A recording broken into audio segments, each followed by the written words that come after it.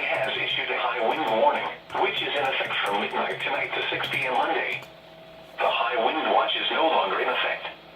Winds, northwest 25 to 35 miles per hour with gusts 50 to 60 miles per hour. Timing, the greatest potential for high winds will be late tonight through about midday Monday. The winds will gradually weaken Monday afternoon, but strong gusts are still possible into the evening hours.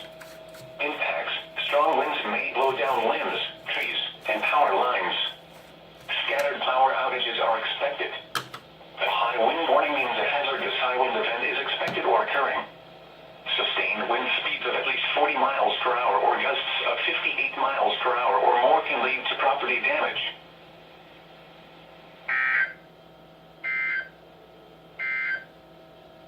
This is a statement from the National